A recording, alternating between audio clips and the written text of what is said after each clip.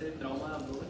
El examen de la próxima semana entonces va a incluir trauma, manejo inicial del politraumatizado, trauma de abdomen y trauma de tórax. Siguiendo para terminar la clase de trauma de abdomen, vamos a hablar un poco más detalladamente de la afectación de los órganos en particular, empezando por los traumas hepáticos. Suelen ser lesiones muy complejas, ¿verdad? Realmente como consecuencia principal de las lesiones hepáticas suele ser la hemorragia, sangrado, ¿verdad? Por todo órgano macizo.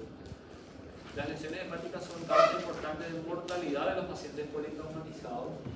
Recuerden ustedes que el segundo pico de mortalidad del politraumatismo, en esa distribución trimodal, encontrábamos lesiones justamente hepáticas esplénicas, ¿verdad? Consecuentemente, su hemorragia importante.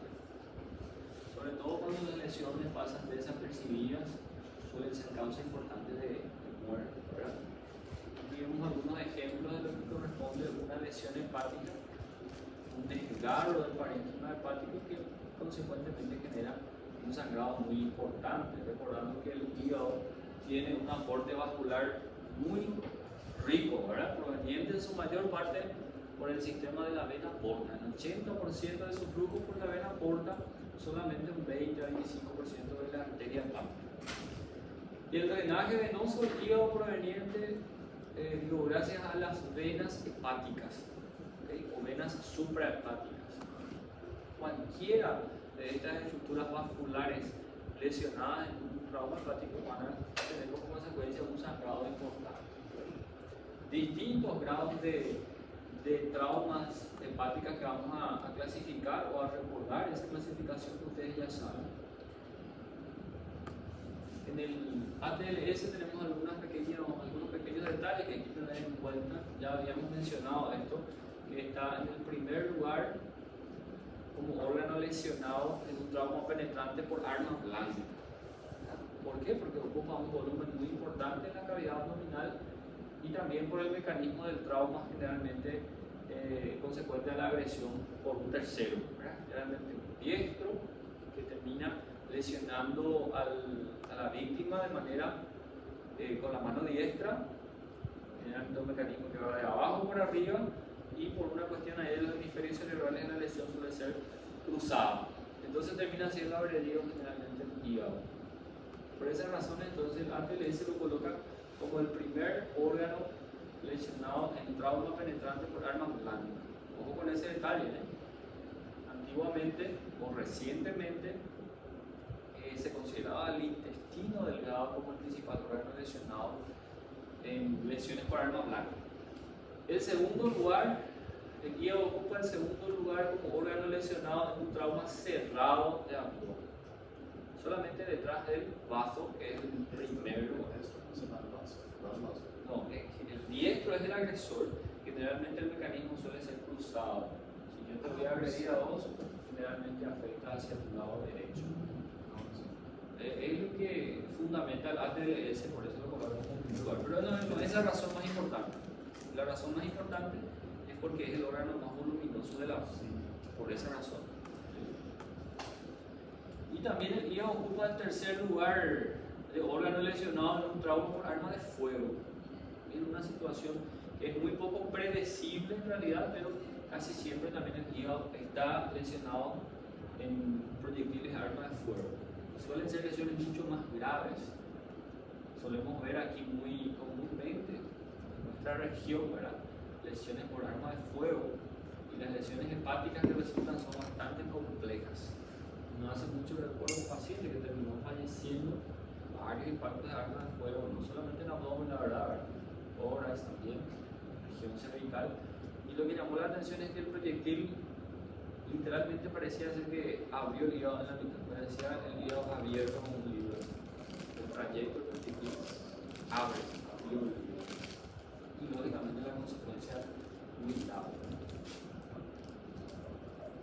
El hígado también se rige por una anatomía muy bien conocida a través de la segmentación, 8 segmentos de Coinau, ¿verdad? Cada una se rige por patrones anatómicos vasculares que terminan siendo los límites entre estos segmentos. Eso es muy importante porque permite realizar resecciones hepáticas parciales, ahora sí que eso repercute en la funcionalidad del resto de los segmentos, ¿verdad? Eso es lo que hace posible las distintas hepatectomías que existen.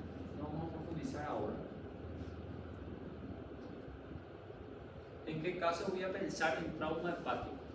Primero, como órgano macizo, en todo mecanismo de trauma, por mecanismo de aceleración y desaceleración brusca. Es decir, accidentes de vehículos automotores, caídas de altura. En esos eventos ocurre este mecanismo de desaceleración brusca. Y eso es lo que termina desgarrando al hígado en los traumas cerrados.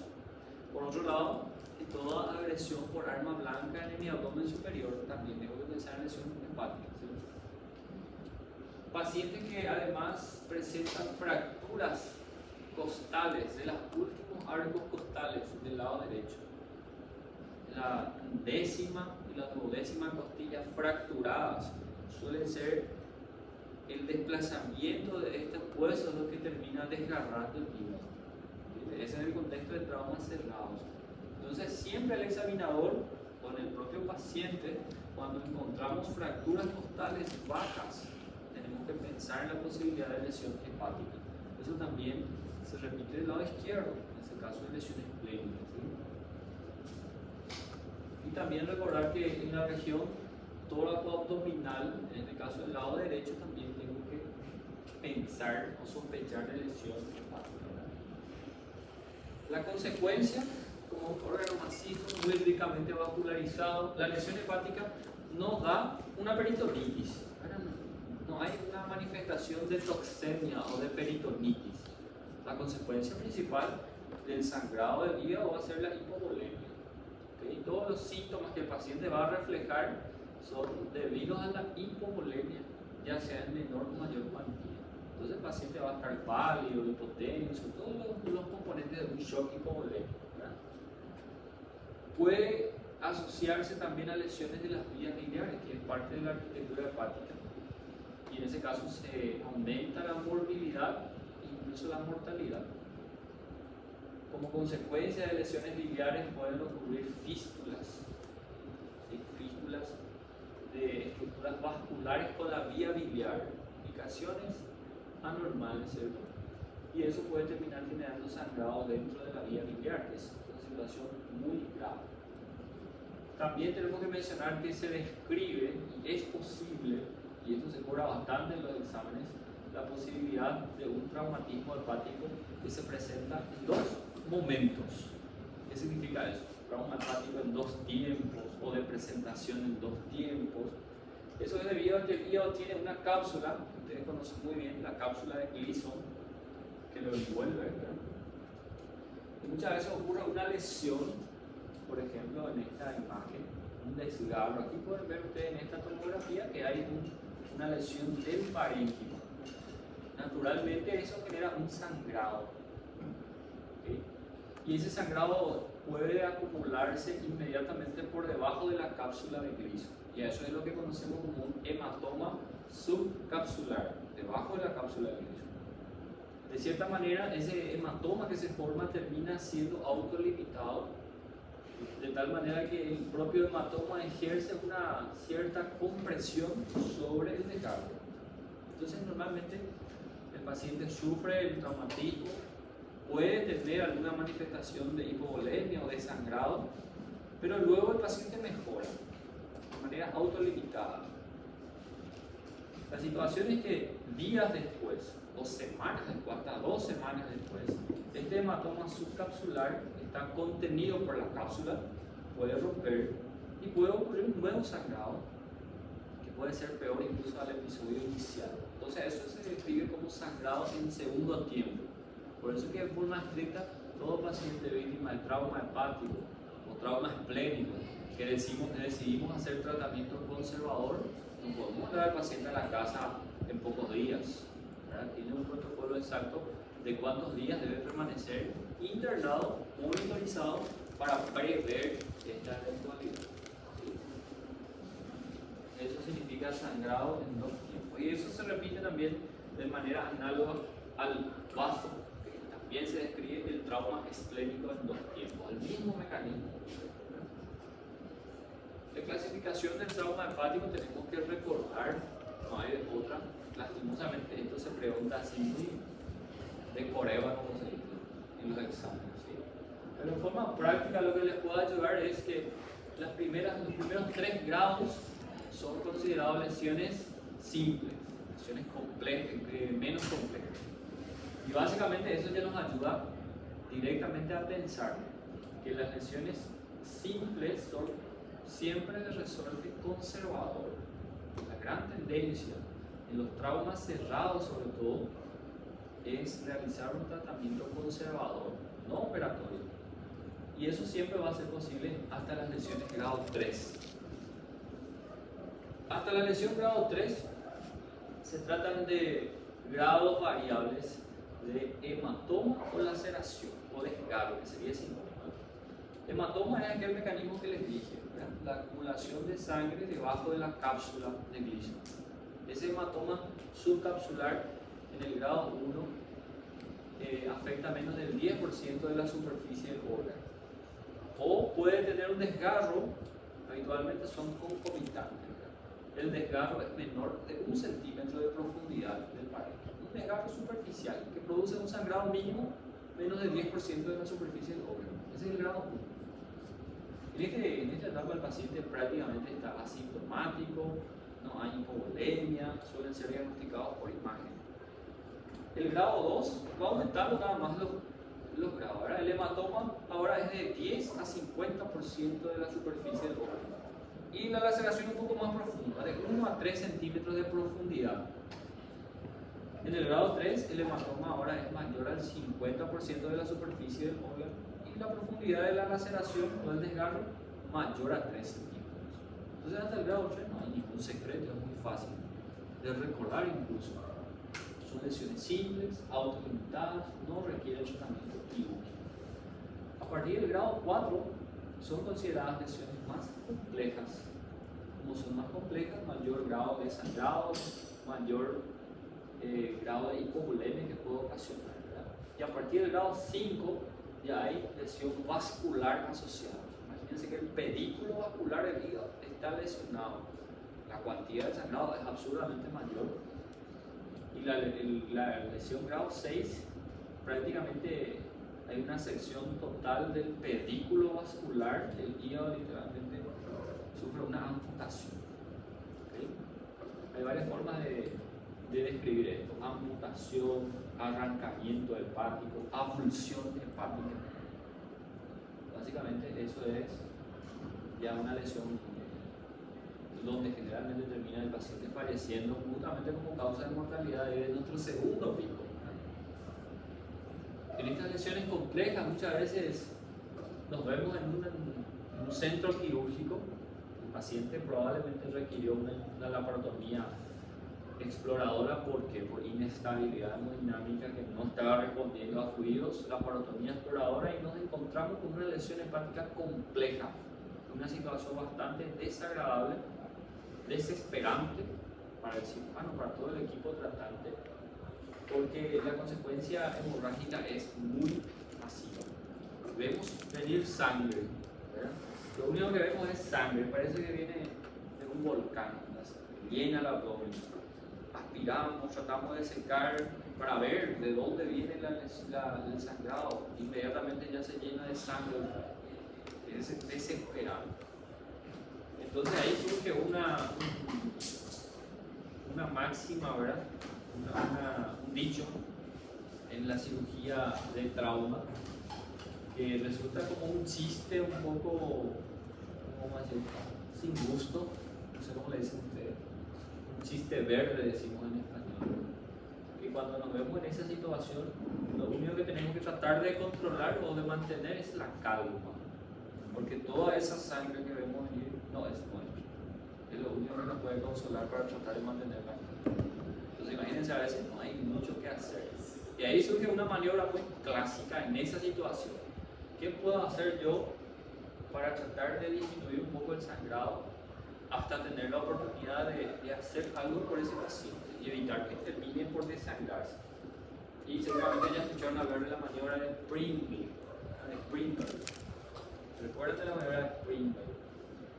Se trata de un clampeo del pedículo hepático. Eso se puede hacer de manera digital, en forma más tradicional.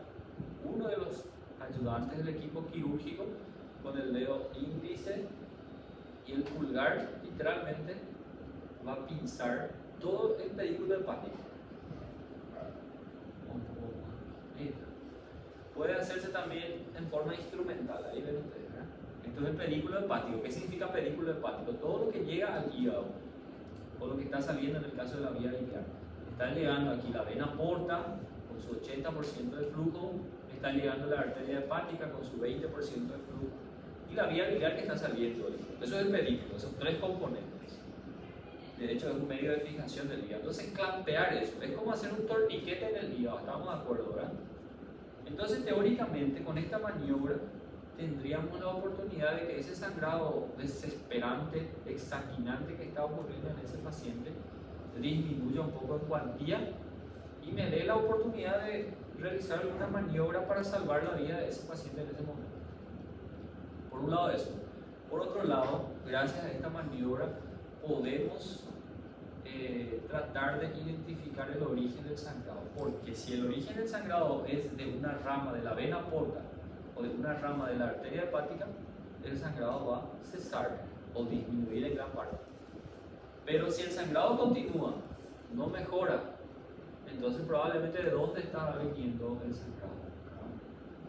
Una rama de la vena hepática, ¿verdad? Del sistema de la vena cava, la vena hepática. Entonces, esta maniobra me ayuda a tratar de identificar el origen del sangrado, y por otro lado, al disminuir la cuantía del sangrado me da la oportunidad de hacer alguna maniobra para mejorar o cohibir ese sangrado. En ese sentido ya estamos prácticamente entrando en el terreno de una denominación que se llama cirugía de control de daños. En ese escenario catastrófico que estoy describiendo, nuestro objetivo en ese momento, el paciente está por morir, ¿entiendes? Se está desangrando. No podemos ahí perder mucho tiempo en tratar de hacer una anastomosis vascular, por ejemplo. Lo que vamos a hacer es maniobras para detener el sangrado, y no hay mejor maniobra para cohibir un sangrado que la compresión. ¿Sí? Entonces vamos a colocar, por ejemplo, varias compresas empaquetadas, dobladas, se dice, directamente sobre la lesión hepática. 10, 12, 15 si es necesario. Todo encima de la lesión hepática. Y dejamos ahí. La propia compresa va a ejercer una compresión contra la parrilla costal, ¿cierto? Y el paciente por lo menos va a tener la oportunidad de pasar a una unidad de terapia intensiva, donde se van a corregir todas las alteraciones que ya ocurrieron en el paciente: hipotermia, ¿verdad? La acidosis metabólica, la coagulación intravascular diseminada, todo consecuencia del trauma. El terapista va a tener la oportunidad de corregir eso, y después, en un segundo tiempo, vamos a entrar nuevamente ya con el paciente estabilizado, transfundido, a revisar, a retirar cuidadosamente esas compresas, y si es necesario hacer suturas, reparaciones definitivas. Entonces la maniobra de Springville es muy valiosa en ese sentido. Vemos aquí, esto es lo que habíamos dicho. Lesiones simples, por suerte, son la mayoría de los casos. Van a haber muy comúnmente en el hospital regional accidentados, vehículo automotor, generalmente en motocicleta, trauma cerrado, lesión hepática. La mayoría, el 80%, suelen ser lesiones más simples. Tratamiento conservador, no se opera, por más que tiene líquido libre en cavidad. Siempre y cuando el paciente está hemodinámicamente estable, vamos a tratar de hacer manejo conservador. Una minoría de los casos son las lesiones más complejas, grados 4, 5, 6, son lesiones de mayor mortalidad. Estudios necesarios como cualquier otro paciente politraumatizado: analítica sanguínea, el ecofaz y la tomografía de abdomen con contraste es el gol estándar para poder hacer esta clasificación. Para hacer esta clasificación necesitamos Ahora bien, lógicamente los grados 5 y 6 generalmente son hallazgos intraoperatorios de pacientes que por su inestabilidad hemodinámica requirió una intervención quirúrgica. Pero ¿qué es lo que tenemos que saber? Esto es lo que quiero que sepan, lo que el ATLS nos dice en su última edición. Actualmente es tan preconizado el tratamiento conservador del trauma hepático que incluso hasta lesiones complejas de grado 4 o grado 5 se puede intentar hacer un manejo conservador. ¿Cuál es el único requisito? Que el paciente esté hemodinámicamente estable. Una asociación no siempre es posible, ¿verdad? Lesión grado 5, estabilidad hemodinámica no siempre es posible. Pero a veces con las medidas de reanimación volémica y de reposición volémica, el paciente está ahí al límite. Y eso es lo que le quiero decir, está al límite. Entonces, lo que recomienda la TLS es tratar de hacer un manejo conservador siempre y cuando se encuentren en un centro asistencial de alta complejidad, de referencia al trauma, que se disponga de terapia intensiva. El paciente, de hecho, en esta situación, lesiones complejas, está estable, pero tiene que estar monitorizado en una unidad de terapia intensiva y que tenga banco de sangre, que tenga quirófano disponible las 24 horas, que tenga cirujanos disponibles las 24 horas. En esa situación ideal, puedo intentar hacer manejo conservador. Pero si estoy en un centro de baja complejidad, estoy con un paciente con una lesión grado 4, incluso grado 3, tengo que valorar ahí el riesgo-beneficio, ¿verdad? No puedo arriesgar al paciente. La maniobra de frente ya dijimos. Complicaciones del trauma hepático, hemorragia, lógicamente es la principal complicación. Hemofilia y bilirragia, que son terminologías que hacen referencia al sangrado dentro de la vía biliar, consecuentemente del propio trauma de la vía biliar también. En el mecanismo de traumas por arma blanca o arma de fuego, los sitios de lesión hepática suelen complicarse con zonas de abscesos, ¿verdad? Porque terminan generando espacios muertos y terminan cavitando, formando abscesos ahí intrahepáticos, subhepáticos o subfrénicos. Y cuando hay un hematoma, una compresión de la vía biliar importante, puede aparecer también ictericia. El trauma esplénico es muy tranquilo porque es idéntico al trauma hepático. En cierta forma es como copiar y pegar lo que es el trauma hepático al trauma esplénico. Solamente cambia algunas pequeñas cosas, ¿verdad? El top número 1 en el mecanismo de trauma cerrado es el vaso, no hay discusión. Por lo menos de todos los pacientes que llegan vivos, el trauma de vaso el más común. Muchas literaturas consideran al trauma hepático, pero muchos pacientes terminan falleciendo y no entran en esa estadística. Para nosotros en forma práctica, entonces, vaso es el primer órgano, ¿sí? También ocupa el quinto lugar en lesiones por traumatismos penetrantes, ya sea por arma blanca o arma de fuego, como ven en este caso, ¿verdad? Lesiones por arma de fuego en la región del hipocondrio izquierdo también debe hacernos sospechar lesión esplénica. En este caso no hay ni siquiera que pensar antes de la cirugía. Recuerden que cuando es por proyectil de arma de fuego, siempre la conducta va a ser cirugía, ¿verdad?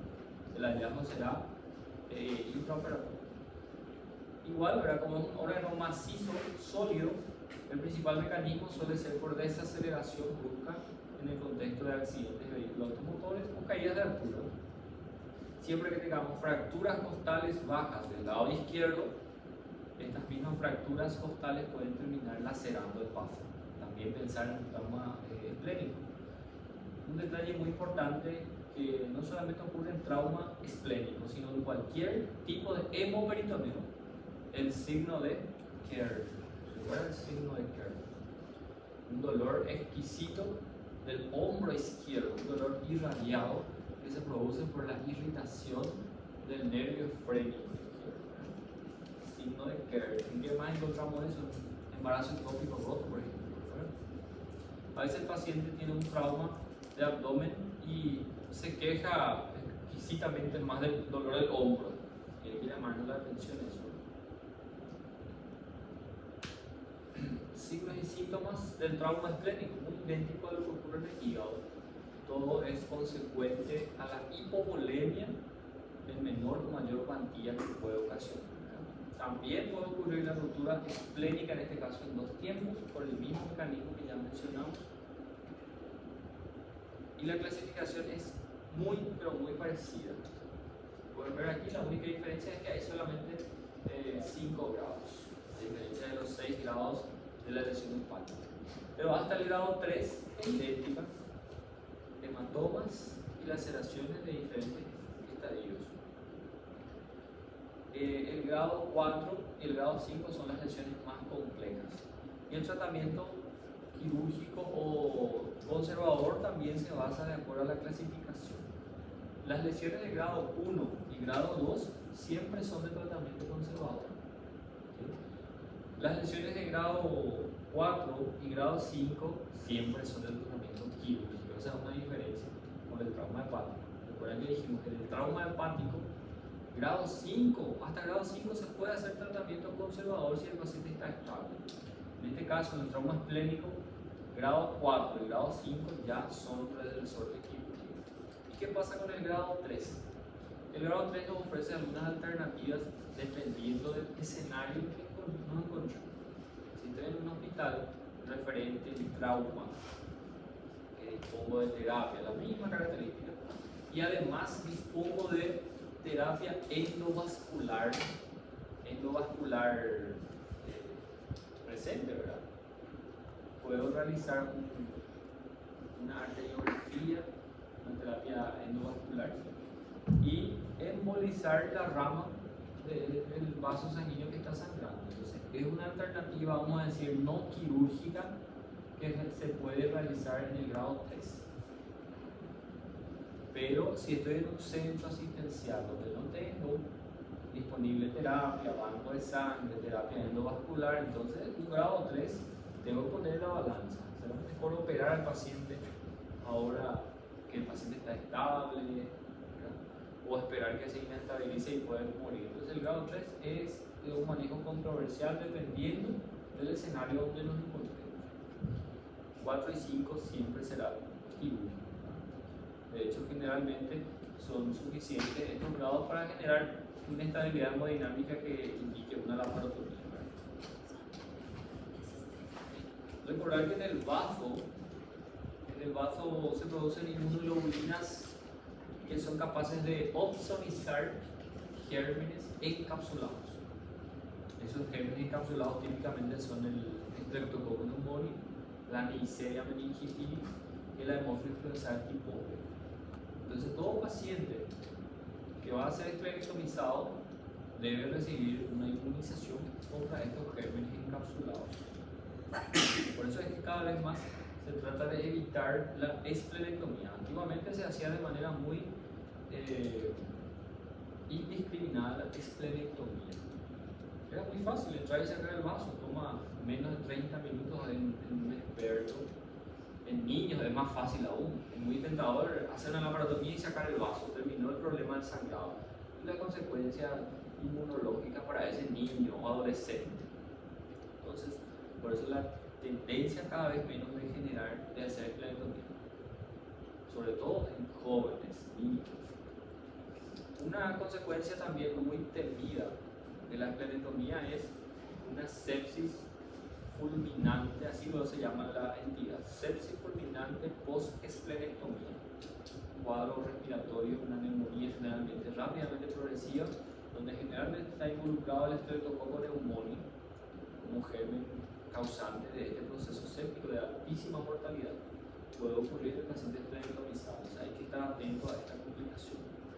Otra complicación de la esplenectomía, aprovechando aquí, fulminantes enseguida. fulminante porque realmente muy alta mortalidad tiene, se termina falleciendo poco tiempo, pocas horas. Otra complicación de la esplenectomía muy común, ¿cuál es la relación íntima del vaso, del ilio esplénico? ¿Cuál es el órgano que está pegado, está colado ahí al vaso? La cola del páncreas, ¿verdad? Entonces generalmente cuando sacamos el vaso tenemos miedo de que se genere una fístula pancreática. Complicación más común de una esplenectomía es una fístula pancreática. Porque parte del parénquima pancreático que estaba ahí colado sufrió una laceración durante el procedimiento y hay filtración de líquido pancreático en la cavidad abdominal, y eso es muy, pero muy corrosivo a las estructuras vasculares cercanas. Entonces, hoy día es todavía una controversia, pero es muy prudente dejar un drenaje en el lecho del vaso al realizar la esplenectomía. En el espacio muerto que va a quedar ahí donde estaba ocupando el vaso, dejar un drenaje. ¿Para qué dejar un drenaje? Por si haya una fístula, una filtración de líquido pancreático, para que eso pueda ser dirigida hacia afuera y no quedar acumulada en la cavidad, donde puede generar sangrados. Fístula pancreática, así se llama. ¿Cuándo voy a decir este paciente tiene fístula pancreática? Existe un criterio que sigue una regla muy clásica en cirugía, que es la regla de los 3. A partir del tercer día, 72 horas, la salida del líquido por ese drenaje que yo coloqué en el paciente tiene un dosaje de amilasa más de 3 veces del valor normal en sangre de ese paciente, eso cierra el diagnóstico de una fístula pancreática. ¿Sí? A partir del tercer día del postoperatorio, la salida del líquido por el drenaje con dosaje más de 3 veces el valor normal en sangre de amilasa. Eso me da el diagnóstico de que hay fístula pancreática. Y a partir de ahí el manejo es muy diferente dependiendo de la característica. La mayoría suele ser de bajo débito. ¿Qué significa una fístula de bajo débito? Un término general que se usa en varios tipos de fístula. Fístula enterocutánea. Cuando escuchan el término de bajo débito, significa que está saliendo menos de 500 ml de líquido por día. La mayoría de las veces va a ser de resorte conservador, una nutrición adecuada del paciente.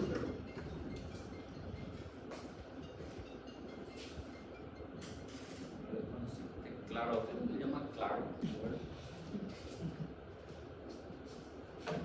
Propaganda de claro. Bueno, estamos hablando de la fístula pancreática, de bajo débito, tratamiento conservador, en ocasiones va a ser de alto débito, va a requerir nuevas intervenciones. Otra complicación, solo para cerrar ahí, complicaciones de la esplenectomía, puede ser una pregunta de examen, ¿verdad? Fístula pancreática, sepsis fulminante del esplenectomizado, y otra complicación que no suele ser tan grave, pero también hay que tener en cuenta. Ustedes recuerdan que el fundus gástrico recibe vasos provenientes de la arteria esplénica. ¿Recuerdan cómo se llaman esos vasos? Vasos cortos, ¿verdad? Entonces, al hacer una esplenectomía, lógicamente necesitamos seccionar la arteria esplénica, la vena esplénica. Entonces, los vasos cortos también terminan siendo ligados, ¿verdad? Entonces, el fundus gástrico queda con una cierta deficiente vascularización transitoria al menos, y queda con una distensión marcada del fundus gástrico. El paciente comienza a tener vómito del postoperatorio, una distensión gástrica aguda, así se llama esa complicación.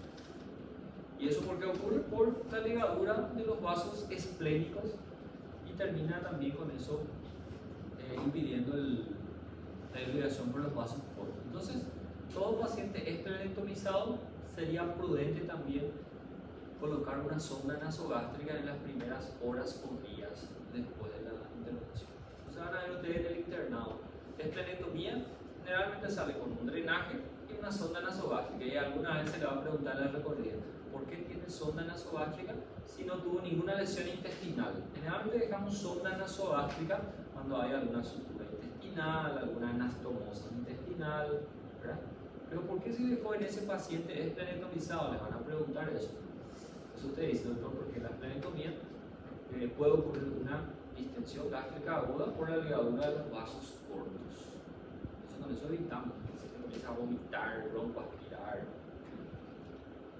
3 complicaciones entonces de la esplenectomía: sepsis fulminante, la fístula pancreática, que es la más común, y la tercera, la distensión gástrica aguda.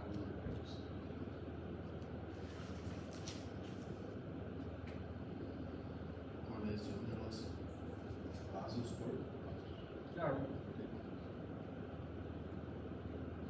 Entonces, por todo esto es que la tendencia siempre va a ser la conservación del órgano, siempre y cuando el paciente esté hemodinámicamente estable. Entonces, ¿qué yo voy a hacer? Llega un paciente víctima de accidente de vehículo automotor, tiene una escoriación incluso en el hipocondrio izquierdo, una fractura costal ahí. Es muy sospechoso de una lesión de bazo. El paciente está hemodinámicamente estable, tiene dolor lógicamente, pero no tiene signo de peritonitis. Entonces, de entrada no tiene indicación para la parotomía. Voy a hacer la estabilización hemodinámica, la ABCDE, y tengo que llevar al paciente a una tomografía contrastada para poder valorar el grado de lesión. ¿Sí? Esa sería la conducta. Esto es lo que dijimos, ¿verdad? Manejo conservador. El paciente está hemodinámicamente estable, no hay signos de peritonitis, no hay otras indicaciones para la parotomía, no hay alguna condición desfavorable, como por ejemplo el paciente es conocido portador de hemofilia, por ejemplo. Hemofilia es un trastorno de los factores de la coagulación. El paciente con hemofilia generalmente es conocido, ¿verdad? No sé si ya estudiaron la patología de hemofilia en clínica médica, por ejemplo, ¿verdad? Es un paciente que no puede ni siquiera practicar deporte porque se pueden formar hematomas, ¿verdad? Entonces imagínense un accidente en un paciente hemofílico. Tenemos lesión esplénica. ¿Será que vamos a arriesgarnos a hacer manejo conservador en ese paciente? Entonces ahí es una condición relativa que tenemos que valorar una cirugía precoz, ¿verdad? O uso de anticoagulantes, o que las lesiones sean simples, ¿verdad? De bajo grado. Todas serían las indicaciones para manejo conservador. Y la cirugía, por tanto, en todo lo opuesto, ¿verdad? Específicamente en el paciente esplenectomizado debe recibir inmunización contra los gérmenes encapsulados que mencionamos, idealmente 12 semanas después del evento traumático, 14 días aproximadamente después. Tiene que pasar por el vacunatorio y recibir inmunización contra neumococo, meningococo y la hemofilus tipo B. Esa debe ser una orientación al alta.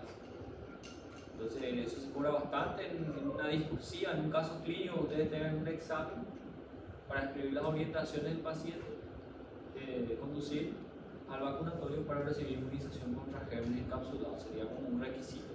¿Sí? Traumas gástricos.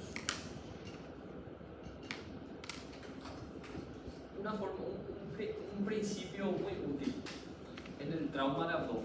Generalmente los órganos huecos, vísceras huecas, se lesionan con mayor frecuencia en trauma penetrante y los órganos macizos en traumas cerrados, ¿verdad? A diferencia del hígado que, como ya dijimos, en trauma penetrante. En relación al trauma gástrico, que es un órgano hueco por excelencia, entonces se cumple ese principio, ¿verdad? 7 a 15% de los traumas abiertos se encuentran lesiones gástricas y solamente 0,3 a 1% de traumas cerrados. Puede ocurrir lesión gástrica en traumas cerrados también, fíjense en este mecanismo, muy similar a lo que ocurre en el duodeno. Generalmente cuando el estómago está lleno, el paciente acabó de comer, está con el estómago lleno, sufre un accidente, impacta directamente contra el volante y termina, literalmente el estómago termina con un estallido. Esa es una posibilidad también, ¿verdad? Pero la mayoría de las veces ocurre en traumas penetrantes, ya sea por arma blanca o arma de fuego. Independientemente del mecanismo de la lesión, ¿cuál va a ser la consecuencia de una perforación gástrica o de un estallido gástrico? La salida inmediata del contenido gástrico y también el gas intraluminal. Entonces la consecuencia aquí no va a ser un hemoperitoneo o una hipovolemia. La consecuencia va a ser una rápida instauración de un cuadro peritoneal, ¿verdad? Si una úlcera perforada nos da una peritonitis tan rápida, imagínense un estallido gástrico o una perforación gástrica, es lo mismo, ¿verdad? El típico paciente como un abdomen agudo perforativo, ¿verdad? Tiene abdomen en tabla, tiene contractura abdominal, desaparición de la matidez hepática. ¿Cómo se llamaba ese signo? Cuando vamos a hacer percusión aquí en el hemisferio derecho. Joubert, ¿verdad? ¿Qué significa eso? Son señales de que hay aire libre en la cavidad peritoneal, neumoperitoneo, signo de Joubert. Si yo quiero constatar eso en la imagen, ¿qué le voy a pedir? Radiografía de tórax, ¿verdad? Nunca confundan ahí de abdomen. Típicamente queremos pedir de tórax. Y ahí vemos el neumoperitoneo. O el signo de Pollard, ¿verdad? O alas de gaviota, ¿verdad? Que inventó ahí los de la no inventó, pero cuando realmente es muy marcado el neumoperitoneo, se ve bilateral. En forma clásica se ve más bien del lado derecho, porque el lado izquierdo está el fundus gástrico que habitualmente tiene, ¿verdad? Un poco de cámara aérea, entonces es difícil de ver del lado izquierdo. Clásicamente vemos el lado derecho. ¿Qué más le iba a decir de traumas gástricos? Neumoperitoneo, ¿cierto? Acabaron de decirme ahí signo de Joubert. Saliendo un poco del tema de trauma de abdomen, porque hace poco he visto en una pregunta. Todos saben, o deben saber, que la desaparición de la matidez hepática se llama signo de Joubert y que significa que hay neumoperitoneo y que en un paciente que no tiene nada que ver con trauma es una perforación de úlcera hasta demostrar lo contrario, ¿cierto? Típicamente un varón joven estresado, ¿verdad? Ahora bien, diagnóstico diferencial del signo de Joubert. Imagínense una mujer joven, ansiosa o con un trastorno psiquiátrico, depresión, ansiedad, lo que sea, y que tiene trastornos también de defecatorio, una paciente constipada, ese es el caso clínico. Viene por dolor abdominal, ustedes realizan el examen físico y Sami hace signo de Joubert, pero ese paciente no tiene abdomen en tabla, pero tiene signo de Joubert, desaparición de la matidez hepática. Entonces, en ese contexto, tengo que pensar en un diagnóstico diferencial del signo de Joubert. ¿Cómo se llama ese signo? En esa paciente con dolor abdominal intenso, constipación, historia de depresión, ansiedad, no tiene un abdomen peritoneal, tiene dolor intenso y tiene desaparición de la matidez hepática. Y el dolor es intenso, la paciente puede estar gritando de dolor. No está acá. Ya escucharon hablar del signo de Chilaiditi, que es el diagnóstico diferencial de neumoperitoneo. Tiene desaparición de la matidez hepática, pero no hay aire libre en la cavidad peritoneal. Es simplemente el colon que está lleno de gases y caprichosamente se interpone ahí entre el hígado y la superficie, la parrilla costal. Y encuentro desaparición de la matidez hepática. Pero no es porque hay neumoperitoneo o úlcera perforada, sino porque el paciente está lleno de gases en el colon, en ese contexto de paciente constipado, depresivo, ansioso. ¿Okay? Entonces, el diagnóstico diferencial del signo de Joubert, del neumoperitoneo, es el signo Chilaiditi. ¿Qué le voy a pedir para hacer el diagnóstico diferencial? Porque semiológicamente es idéntico. Ambos tienen desaparición de la matidez hepática. Radiografía, en este caso sí, de abdomen, o incluso se puede ver también en la de tórax. Voy a ver algo muy similar a esto, ¿sí? Parece neumoperitoneo, pero consigo ver las austras del colon. Puedo definir que se trata del colon del que está metido. Ese es el diagnóstico del signo de Chilaiditi. Y recientemente he visto un tercer caso mucho más. Chilaiditi ya es medio imaginario ya, ¿verdad? Ahora imagínense el tercer diagnóstico diferencial de una desaparición de la matidez hepática. Un paciente, que ya vimos en la clase pasada, no sé si les comenté, un paciente que tiene trauma tóraco-abdominal. Tóraco-abdominal aquí es bajo, ¿verdad? Tiene neumotórax y además tiene herida del diafragma. Teóricamente, en un paciente, hipotéticamente, puede ser que el neumotórax del paciente pase hacia el abdomen, ¿sí? Y genere neumoperitoneo por el neumotórax, no sé si me entienden, no por perforación de víscera hueca. O sea, teóricamente, la forma semiológica, creo que ya hablamos en la clase pasada de eso, la forma semiológica de identificar o de tratar de pensar en una lesión del diafragma es en un paciente con herida en región tóraco-abdominal izquierda, con clínica de neumotórax y yo pido al paciente o reproduzco en el paciente una maniobra de Valsalva, y teóricamente el neumotórax podría pasar por la herida diafragmática hacia el abdomen. ¿Sí? Solamente reproduciendo una maniobra de Valsalva, porque ustedes saben que la presión del tórax es mayor, es negativa, ¿verdad? Entonces, teóricamente la tendencia es que el aire sea absorbido hacia el tórax, pero haciendo una maniobra de Valsalva podría pasar el neumotórax al abdomen y tengo desaparición de la matriz hepática. Eso sí es muy ilusorio, ¿verdad? Pero escuché hace poco ahí, aprendí algo, puede ser posible, en medicina todo es posible, ¿verdad? Y sobre todo los antiguos maestros semiológicos preguntaban de esa manera. Bueno, aquí no hay ningún secreto, lesión gástrica es muy tranquilo. Tal vez ese paciente ni siquiera fue necesario hacer estos estudios, ¿verdad? En el contexto de los estudios de evaluación primaria, probablemente vamos a hacer una radiografía de tórax y voy a poder identificar el neumoperitoneo. Pero ese paciente claramente va a tener una irritación peritoneal que va a motivar la cirugía, y la lesión gástrica será un hallazgo intraoperatorio. En relación al tratamiento, hay un dicho muy interesante: el estómago es un gran aliado del cirujano.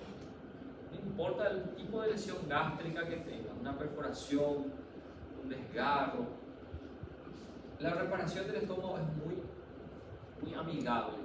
¿Sí? Suturar el estómago. Se abrió el estómago, pues bien, reparar eso con sutura, y eso va a funcionar bien en la mayor parte de los casos. ¿Sí?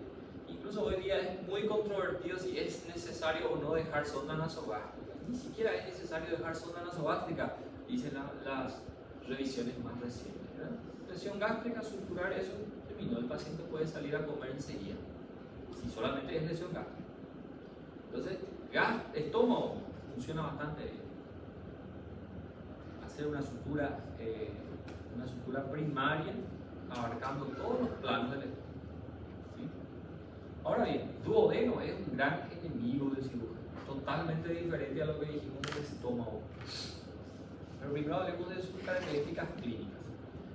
Para empezar, es un órgano hueco, entonces les pregunto, ¿se lesiona más en trauma cerrado o penetrante? Penetrante, ¿verdad? Es un órgano retroperitoneal, ahí empieza el problema, ahí empieza todo el problema. Como es retroperitoneal, se cumplen las reglas de los órganos retroperitoneales. Primero, suele haber lesiones asociadas, muy comúnmente. Difícilmente va a estar solamente el duodeno ahí lesionado. Puede estar lesionado la cabeza del páncreas, peor aún. Puede estar lesionado la vía biliar principal, imagínense el colédoco que está ahí cerca.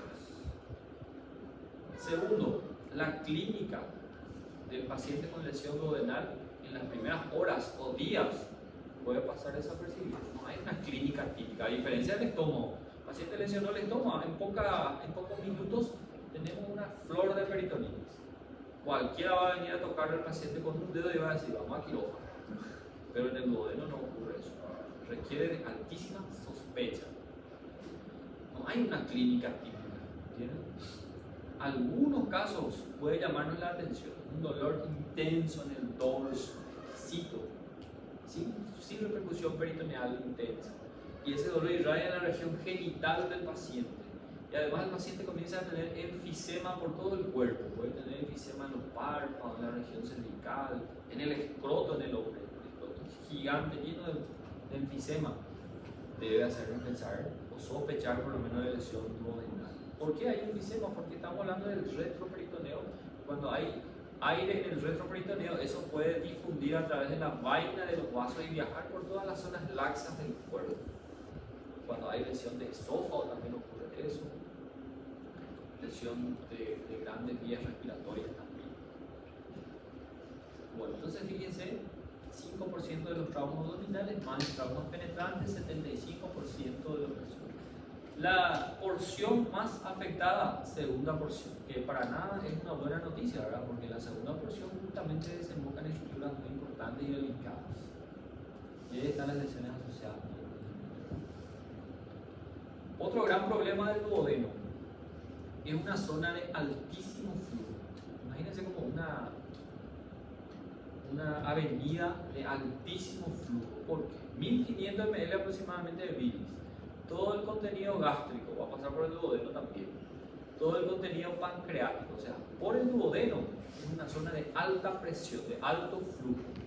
Y cualquier mínima perforación del duodeno, eso es casi sinónimo de filtración. Y cualquier tipo de sutura que intentemos, es casi seguro de que eso filtre. ¿Entienden? Entonces, eso es un problema del duodeno. Lo habitual, muchas veces ya pasó aquí en nuestro centro, paciente politraumatizado o con trauma de abdomen, tal vez tuvo alguna indicación de cirugía, hemodinamia inestable, por ejemplo, vamos a poner hemodinamia inestable.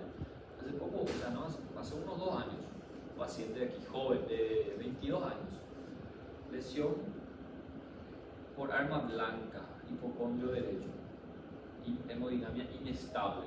Hemodinamia inestable, laparotomía, ¿cierto? En la laparotomía se encuentra lesión del hígado, se cumple ahí nuestra frecuencia de lesiones hepáticas en trauma, ¿verdad?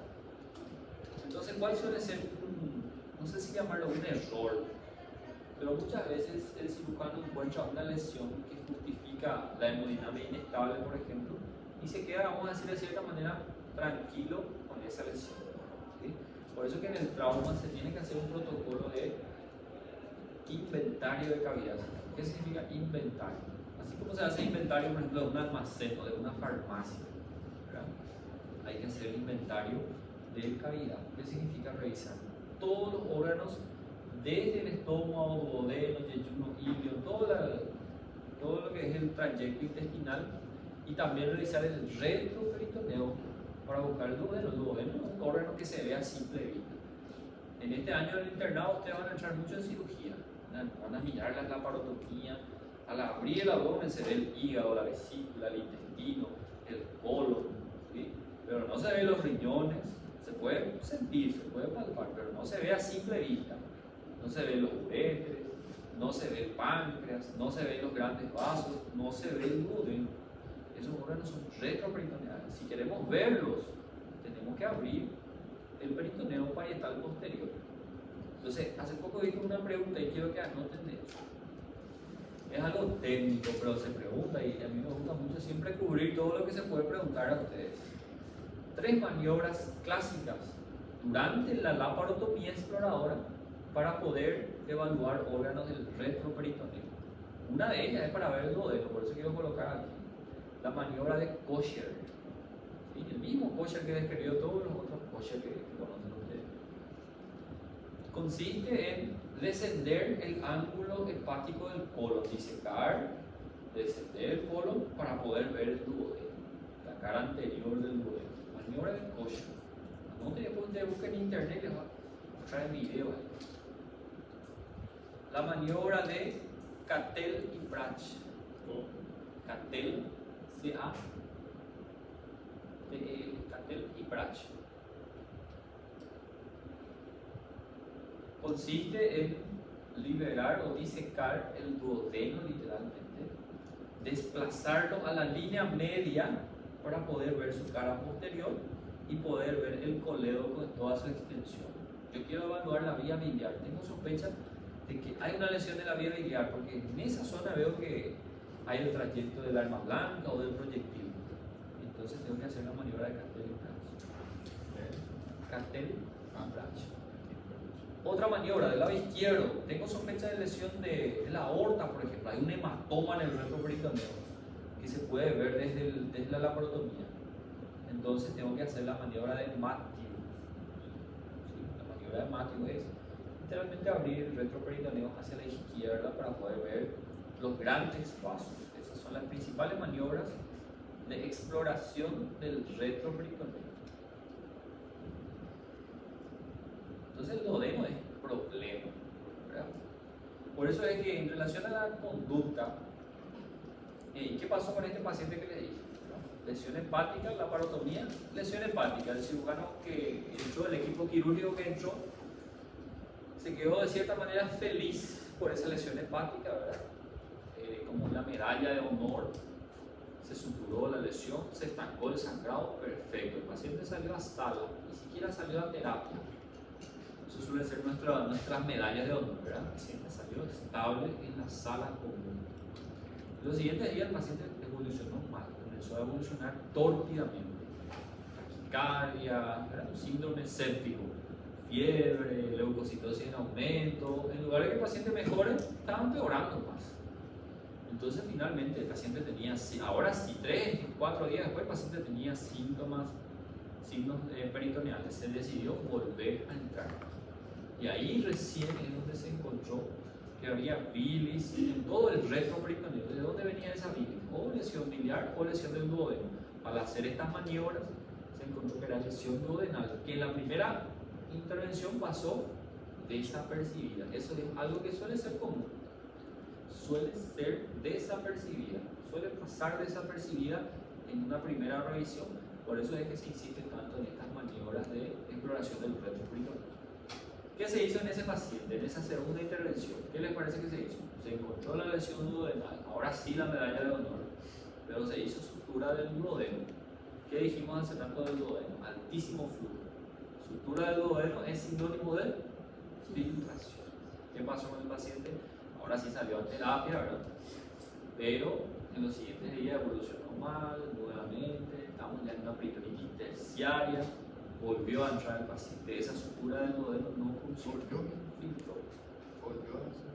Y el gran problema del duodeno, siguiendo con los problemas del duodeno ahora, es que teóricamente tenemos, o lo ideal es tener una sola cirugía o una sola maniobra quirúrgica en una lesión del duodeno. Y la teoría o el principio es que tenemos que conseguir realizar alguna técnica que logre la mayor descompresión posible del duodeno. ¿Qué significa eso? Por ejemplo, se describe una de las más, no vamos a profundizar eso, pero una de las técnicas más recomendadas se llama técnica de la triple ostomía, con el fin de descomprimir al máximo posible el duodeno. Fíjense, voy a hacer una gastrostomía que va a cumplir función descompresiva. Voy a hacer una colecistectomía y dejar un drenaje en el cístico para descomprimir la vía biliar. Y voy a hacer una yeyunostomía descompresiva. Entonces hay como si fuera 3 bocas de drenaje en el duodeno para que esa sutura que yo hice pueda funcionar. Si yo no dejo esos drenajes, todo lo que suture del duodeno va a filtrar. Y existen otras técnicas. Otra, por ejemplo, muy usada también. Exclusión pilórica. Fíjense lo que significa eso. Voy a suturar la lesión, ¿cierto? La lesión del duodeno voy a suturar, pero voy a abrir el antro gástrico y voy a cerrar el píloro. Literalmente voy a amputar el píloro. Voy a hacer sutura para que el píloro quede cerrado. Entonces nada va a pasar del estómago y esa herida va a curarse. Voy a suturar el píloro y voy a hacer una anastomosis gastro-yeyunal. Entonces son técnicas muy agresivas. Pero la tendencia, o lo que quiero que metan en la cabeza, es que la reparación del duodeno requiere técnicas que logren la mayor descompresión posible. ¿Por qué? Porque es una zona de alto flujo. Y si solamente hago sutura, va a volver a filtrar. Y si vuelve a filtrar y requiere nueva cirugía, el tejido duodenal va perdiendo consistencia, se va a volver cada vez más friable. Este paciente del caso que les comenté se llevó a operar 7 veces. Filtraba y filtraba. Después de las siguientes intervenciones se intentó hacer estas técnicas de varios drenajes, tampoco funcionó. El paciente evolucionó muy mal. Comienza a haber complicaciones asociadas al ventilador, desnutrición calórico-proteica, en fin, toda una cascada de complicaciones. Pero milagrosamente el paciente está vivo. Está con una derivación biliodigestiva, para que tengan, suele hacer sus episodios reiterados de colangitis, porque una anastomosis de la vía biliar con el yeyuno hay ascenso común de gérmenes a la vía biliar y el paciente hace colangitis a repetición. ¿Recuerdan alguna vez en la clase de vías biliares hablamos del síndrome del sumidero? Eso se llama colangitis a repetición. Entonces el duodeno es siempre problema. El método de diagnóstico, o vamos a decir precoz, para llegar a su diagnóstico es, fíjense, la literatura habla de una radiografía de abdomen donde teóricamente se puede ver el aire en el retroperitoneo esto en la práctica realmente no sirve para mucho. Esta sí es el estudio de elección, como ya habíamos mencionado en las clases pasadas, en generalidades. Quiero estudiar el retroperitoneo, tengo que hacer tomografía de abdomen con contraste. Ahí sí me muestra que hay aire en el retroperitoneo, hay aire que está literalmente rodeando a los riñones. Entonces la tomografía con contraste es lo que nos puede hacer el diagnóstico precoz. Por eso recuerden el manejo del paciente con herida por arma blanca. Herida por arma blanca en flanco, por ejemplo. No tiene signo de peritonitis. El paciente no tiene inestabilidad hemodinámica, no tiene evisceración. ¿Qué hacíamos en ese paciente? Explorar la herida, ¿cierto? Es penetrante. ¿Qué hacíamos con ese paciente? Evolucionar por 24 horas y hacer tomografía. ¿Para qué? Para buscar precozmente una lesión del retroperitoneo que tal vez en esas horas no hay todavía clínica. Pancreático es algo muy similar al duodeno. De hecho van de la mano, fíjense que aquí están colados, ¿verdad? Puede ocurrir tanto en traumas contusos como también en penetrantes, proyectil de arma de fuego, por ejemplo. Es también un órgano retroperitoneal, clínicamente no hay muchas manifestaciones. El diagnóstico es difícil también, la amilasemia no es un buen método para identificarlo porque en el contexto del trauma de abdomen puede haber hiperamilasemia. Entonces la tomografía también es aquí el gran protagonista para llegar al diagnóstico precoz. Teóricamente también hay mucha asociación con otras lesiones. Y básicamente el tratamiento va a depender si hay o no hay solución de continuidad del conducto de Wilson.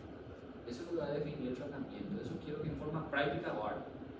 El paciente tiene trauma de páncreas, una contusión de la cabeza, sin lesión del Wilson, tratamiento conservador. Pero cuando hay lesión del Wilson, lógicamente va a haber un derramamiento de líquido pancreático, entonces eso es quirúrgico.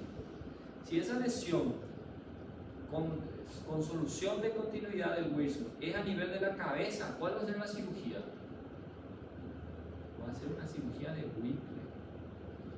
Si esa lesión del páncreas con solución de continuidad del Wilson es hacia el cuerpo o la cola, va a ser una pancreatectomía corpocaudal o pancreatectomía izquierda. Básicamente esos son los dos grandes